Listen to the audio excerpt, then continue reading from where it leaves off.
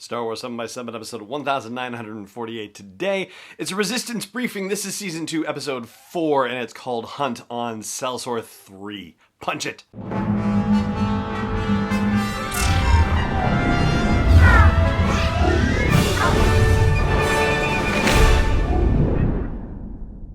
Hey Rebel Rouser, I'm Alan Voivod and this is Star Wars 7x7. Thank you so much for joining me for this episode. So yeah, there's been a lot of stuff happening in the world of Star Wars, as you and I both know, because we've been talking about them on the past few episodes, but as a result, it meant that I did not get around to delivering the Resistance briefing on Hunt for Celsor 3, which actually came out last week, and so, hey, we're taking care of it today. So, it turns out that the planet, the moon, that was depicted in the previous episode, Live Fire, is Celsor 3, because we are going back to Celsor 3 in this episode. And this episode is a bit of a placeholder episode in the sense that it doesn't necessarily advance the story of the Resistance fighting the First Order. It's only a story about what's happening on the Colossus during its time on the run from the First Order. And this is a full spoiler episode, so if you haven't seen Hunt on Celsor 3, then by all means save this episode of the podcast for a later date. But if you're okay with me talking about the details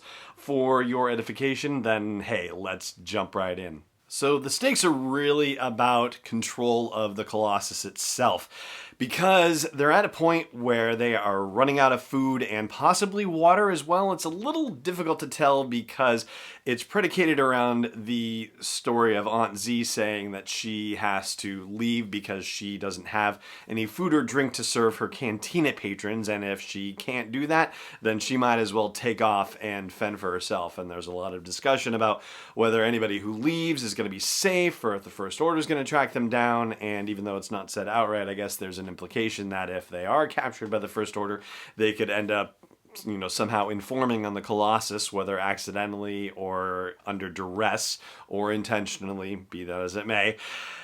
Anyway, what it comes down to is that the pirates offer to get food, and this is seen as potentially undermining the authority of Captain Doza on the Colossus. They go back to Celsor 3 trying to catch the jakoosk, which is that giant sort of stingray flying creature. And Kaz and Tora say that they're going to go along to at least monitor and supervise, and also to try to give the people in the Colossus the idea that Captain Doza is trying to do something about their situation, and so the pirates aren't necessarily going to utterly and completely undermine his authority. The pirates can't handle it. They just, they don't have the firepower, they don't have the knowledge, they're too cocky and confident about what they're doing, and it gets them in trouble. They lose 3 ships in the process, but Kragan, the head pirate, comes back and tries to blame it on Tora and Kaz being involved, which leads to its own series of crises. So finally, Kaz has the bright idea about a cannon that Tam was working on attaching to the fireball before she left to join the First Order, and they think, we know that the underside of this giant creature is vulnerable.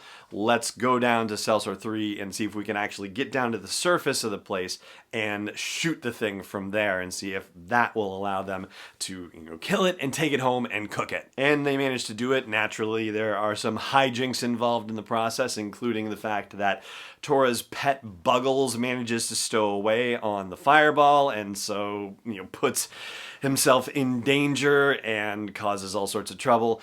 The pirates that were taken down in one of the ships actually survived and end up stealing the fireball and Tora's ship as well. So ultimately, when they're able to kill this giant jakoosk thing, they have to call for a pickup. It all works out in the end, of course. And when they get the thing towed back, everybody's happy and everybody's able to eat and drink again. So it's all good in the Colossus's hood.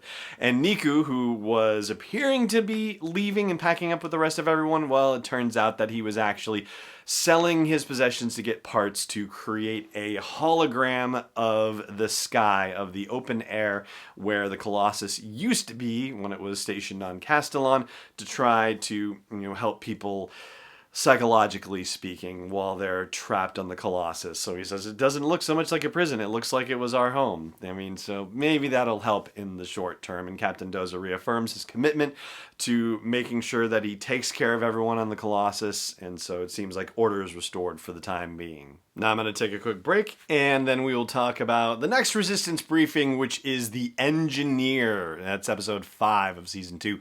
Stay tuned.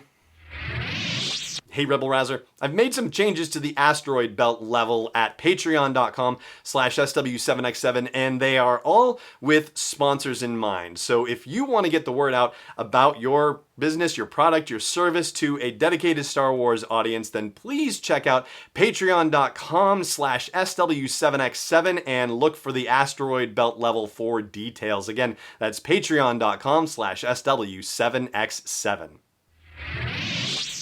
Welcome back.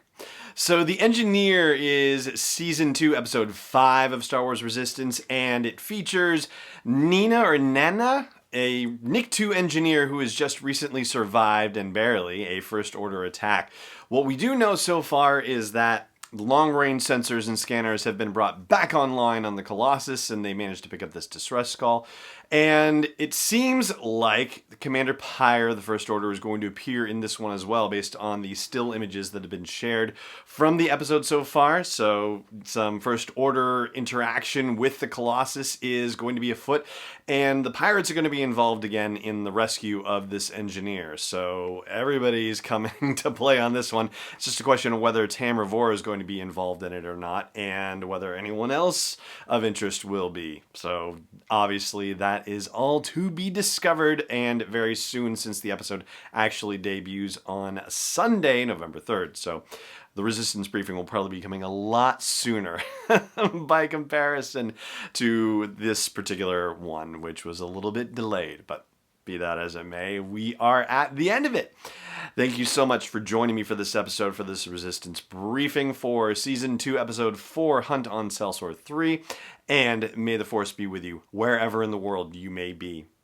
This podcast is not endorsed or sponsored yet by Lucasfilm Limited, Disney, or 20th Century Fox. It is intended for entertainment and information purposes only. Star Wars, the Star Wars logo, all names and pictures of Star Wars characters, vehicles, and any other related Star Wars items are registered trademarks and/or copyrights of Lucasfilm Limited or their respective trademark and copyright holders. May the Force be with them. All original content is copyright 2019 by Star Wars 7x7. We hope you love it.